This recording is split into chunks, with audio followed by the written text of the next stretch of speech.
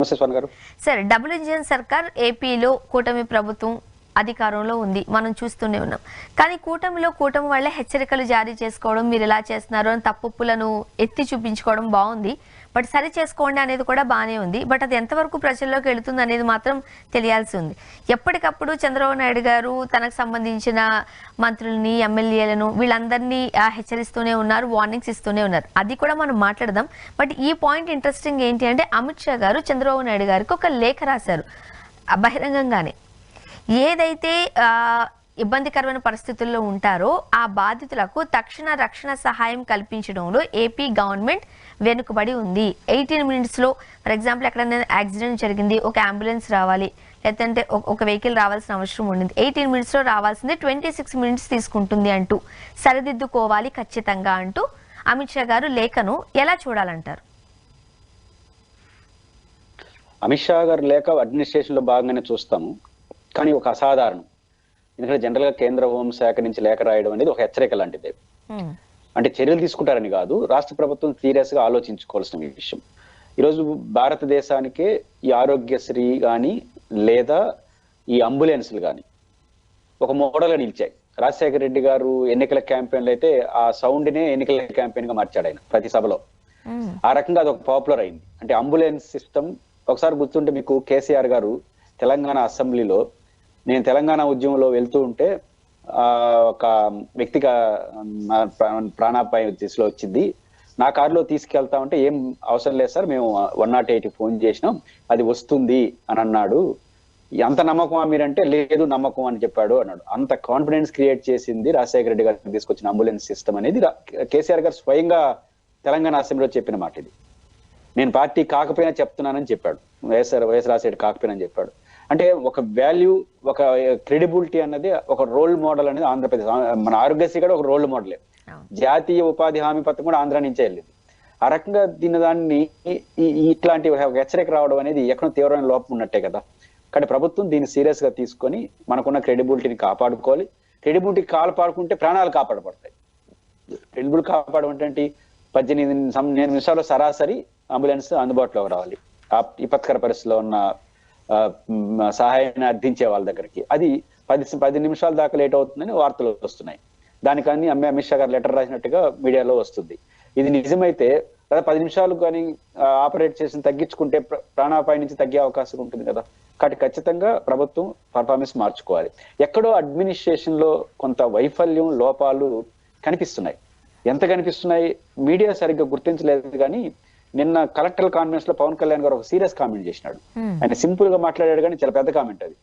ముఖ్యమంత్రి గారిని రిక్వెస్ట్ చేస్తూ, సార్ ఉత్తరాంధ్ర ప్రాంతంలో చాలా పరిశ్రమలు వస్తున్నాయి, దానికి ల్యాండ్ అక్విజిషన్ విషయంలో రాజకీయ నాయకులు దూరుతున్నారు, దీంట్లో వ్యక్తిగత ఇష్టాయిష్టంగా ప్రవర్తిస్తున్నారు, అజమాయిషి చెలాయిస్తున్నారు, జోక్యం చేసుకుంటున్నారు. కాబట్టి ఈ విషయాన్ని నివారించడంలో పోలీసులు, కలెక్టర్లు సరైన పాత్ర పోషించట్లేదు, మీరు స్ట్రిక్ట్ గా ఆర్డర్స్ ఇవ్వండి అని స్వయంగా ఉప ముఖ్యమంత్రి గారు కలెక్టర్ కాన్ఫరెన్స్ లో చెప్పాడు. నేను అది పెద్దగా ఎక్స్పోజ్ కాల. చంద్రబాబు నాయుడు గారు మనం బాగా పరిపాలిస్తున్నాం కానీ ప్రజల్లో సంతృప్తి లేదనే పదం ఎక్కువ వెళ్ళిపోయింది. కానీ పవన్ కళ్యాణ్ గారు చెప్పింది సీరియస్ విషయం. ఎవరు ప్రైవేట్ పెట్టుబడులు వస్తా ఉంటే ల్యాండ్ అక్విజిషన్ జరుగుతుంది, దాంట్లో దూరుతున్నారు ఎమ్మెల్యే అధికారులు, పార్టీలు అంటే ఎవరు ఉంటారు, అధికార పార్టీలు ఉంటారు, ప్రతిపక్షం వస్తే సాధ్యం అవుతుందా? దీన్ని అధికార వ్యవస్థ నిలువరించలేకపోతుందని చెప్పాడు. తగిన ఆదేశాలు ఇమ్మని చెప్పినాడు. వెంటనే చంద్రబాబు గారు జోక్యం చేసి ఉప ముఖ్యమంత్రి గారు చెప్పింది చాలా సీరియస్ విషయం, ఇదే నా మ్యాండేటరీగా చెప్తున్నాను, తేడా తీస్తానని చెప్పినాడు. పదం అది కాపే ఆ పద్ధతిలో వార్నింగ్ ఇచ్చాడు, సంతోషమే. బట్ ఒక ఉప ముఖ్యమంత్రి స్థాయిలో వ్యక్తి ఉత్తరాంధ్ర ప్రాంతంలో పరిశ్రమలు ల్యాండ్ అక్విజిషన్ కోసం నాయకులు జోక్యం చేసుకున్నారు, అధికార వ్యవస్థ చేతులెత్తేసిందని చెప్పడం అనేది చిన్న విషయం కాదు కదా. ఈ లోపం జరగడం అనేది ప్రమాదకరం కదా. కాబట్టి ఖచ్చితంగా ఇవన్నీ చూసినప్పుడు అడ్మినిస్ట్రేషన్ లో ఏదో ల్యాబ్స్ ఉన్నాయి, దాన్ని సరిదిద్దుకుంటే మంచిది. ఓకే, ఇప్పుడు సరిదిద్దుకోవాలి ఈ విషయం కొంచెం పక్కన పెడితే 1.5 year అయింది అధికారంలోకి వచ్చి. ఇప్పటికీ చంద్రబాబు నాయుడు గారు కలెక్టర్లకు కావచ్చు, ఎమ్మెల్యేలకు కావచ్చు, మంత్రులకు కావచ్చు, ఇక second time or third time warnings ఇవ్వడం అనేది. ఇప్పుడు ఇన్నిసార్లు చంద్రబాబు నాయుడు గారు ఒక ముఖ్యమంత్రి స్థానంలో ఉండి చెప్పాల్సిన అవసరం ఏముంది? ఇప్పుడు మీరున్నారు, నాకు ఏదన్నా ఒక హెచ్చరిక చేయాలనుకున్నారనుకో, ఇది కాదు స్వర్ణ ఇదని చెప్తారు 1 time. సో అర్థం కాలేదు నాకు, సెకండ్ టైం చెప్పారు. థర్డ్ టైంకి వచ్చేసరికి మీకు అర్థమవుతుంది నేను వినట్లేదా, నేను పని చేయట్లేదా, మీ మాట లెక్క చేయట్లేదా, ఏదో ఒక క్లారిటీ వస్తుంది మనలో. మనకే మనం ఒక క్లారిటీ తెచ్చుకున్నప్పుడు ఒక రాష్ట్రాన్ని పరిపాలించే ముఖ్యమంత్రి స్థానంలో ఉండి ఒకటే విషయాన్ని పదే పదే చెప్పాల్సిన అవసరం చంద్రబాబు నాయుడు గారికి వస్తుందా? ఆయన మాట వినట్లేదా? ఆయన పక్కన పెట్టేశారా? ఏం జరుగుతుంది కూటమిలో? అంటే చంద్రబాబు నాయుడు గారికి చేయాల్సిన వాళ్ళకి హెచ్చరిక, చెప్పాల్సిన వాళ్ళకి చెప్పాల్సింది చెప్పేస్తే నిమిషంలో పరిష్కారం అయిపోతుంది. చెప్పాల్సిన వాళ్ళకి చెప్పట్లేదు. ఇప్పుడు చంద్రబాబు గారు ఎమ్మెల్యేల సమావేశం పెట్టి ఏమంటారు, first time and last time MLA, one time ఎమ్మెల్యేగా మిగిలిపోతారు చాలా మంది, జాగ్రత్త అని హెచ్చరిక చేస్తున్నాడు. ఆహ్వానించదగ్గ పరిణామం. అంటే వన్ టైం మాత్రమే పరిమితం అయిపోతారంటే ఇంకా మీరు ఇచ్చినా గెలవరు, మీకు ఇస్తే గెలవరు కాబట్టి ఇవ్వను. ఏదైనా ఒకటే కదా, మీకు ఇస్తే గెలవాలంత దూరం వెళ్ళిపోయినారంటే ఎంత చేస్తున్నారని అర్థం. రెండు, దీనికి కొనసాగింపుగా నేను ఇంతకు ముందు ప్రస్తావించాను, ఉత్తరాంధ్ర ప్రాంతంలో పరిశ్రమలకు వస్తున్న వాళ్ళు జోక్యం చేసుకుంటున్నారు మన నాయకులు, పోలీసులు కలెక్టర్లు నిలువరించలేకపోతున్నారు, ఆదేశాలు ఇవ్వండి సార్ అని ఉప ముఖ్యమంత్రి చెప్తున్నాడు. అంటే ఆయన చెప్తాడు ఏం లేదేమో, బహుశా ఆయన ఏమైనా చెప్పి చూసాడేమో. ఆయన చెప్పాడు అంటే అడుపు తప్పినట్టు వ్యవహారం. అంటే ఇప్పుడు చంద్రబాబు గారి హెచ్చరికలకు, పత్రికల్లో వస్తున్న వాటికి, పవన్ కళ్యాణ్ గారి ఆందోళనకు, తర్వాత చంద్రబాబు గారు ముఖ్యమంత్రి వాదాల్లో ఇచ్చిన ఆదేశాలకు, ప్రతిపక్షాలు చేస్తున్న ఆరోపణలకు అన్నిటికీ దగ్గర సంబంధాలు కనిపిస్తున్నాయి. దీనికి ఏం కారణం? మళ్ళీ కలెక్టర్ల సమావేశంలో చంద్రబాబు గారు మన పర్ఫార్మెన్స్ బాగుండాలి. ఎక్కడ బాగుండాలి? అది మౌలికమైన అంశం. పర్ఫార్మెన్స్ బాగుండాలంటే పవన్ కళ్యాణ్ గారు చెప్తున్నట్టు ఎవరైనా చట్ట వ్యతిరేకంగా జోక్యం చేసుకుంటే అతను లోపలేయాలి. ఇది పర్ఫార్మెన్స్ అంటే. పర్మిషన్ ఇవ్వండి వాళ్ళకి, 2 నిమిషాలు ఎత్తేసి లోపల వేస్తారు. వాళ్ళు చేయట్లేదంటే ఎందుకు చేయట్లేదు?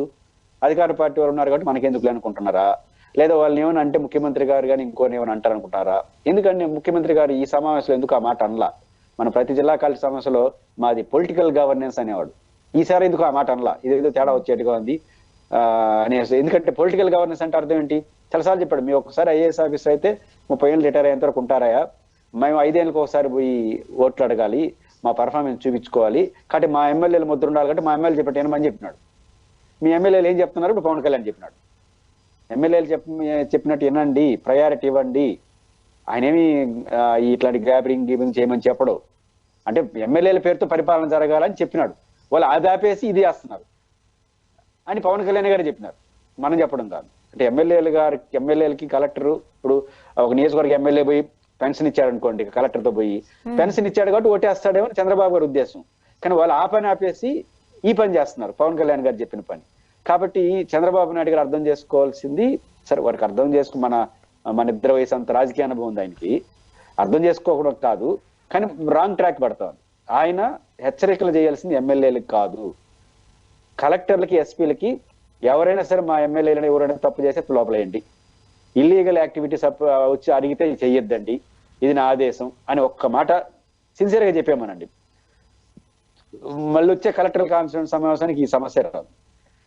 కాబట్టి చంద్రబాబు నాయుడు గారు ఈ పొలిటికల్ గవర్నెన్స్ అనేది ఆపేసి పబ్లిక్ గవర్నెన్స్ స్టార్ట్ చేసి కలెక్టర్లకు, ఎస్పీలకు ఇవ్వాల్సినటువంటి స్వేచ్ఛ ఈ విషయంలో ఇవ్వగలిగితే ఖచ్చితంగా పవన్ కళ్యాణ్ గారు చేసిన హెచ్చరికలు అవసరం రాకుండా పోతుంది, ఇట్లాంటి సమస్యలు రాబోతుంది. అప్పుడు ప్రభుత్వం యొక్క పర్ఫార్మెన్స్ కూడా బాగుంటుంది.